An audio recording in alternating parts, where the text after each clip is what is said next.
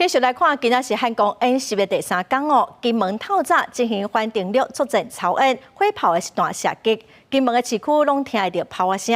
桃园机场哦，嘛头一届来进行反空降作战的演练。昨确诊的总统蔡英文已经较好了，经过医疗团队的评估，总统早起专程挂嘴安，嘛依照正常的行程出席汉光演习。 模拟敌军来犯，国军随用8寸榴炮火力压制。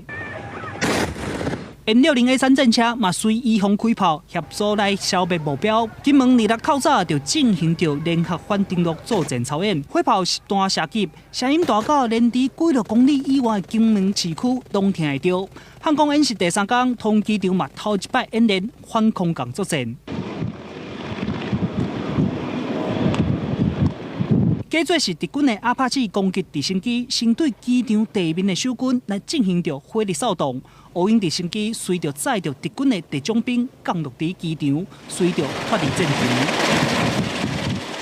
敌军地面部队直接进攻着机场，甲咱的守军互相攻防。经过战斗了后，会使看到咱的国旗升起来，代表咱的国军顺利将桃园机场推进来。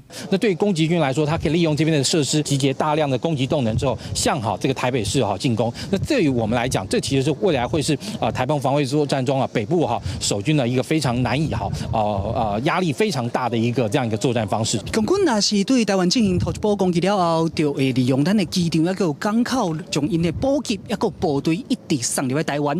所以共军未一开始就破坏掉咱所有的机场还有港口，其中桃园机场就是一个重点。以上就是记者欧良、贾静玲伫桃园机场的报道。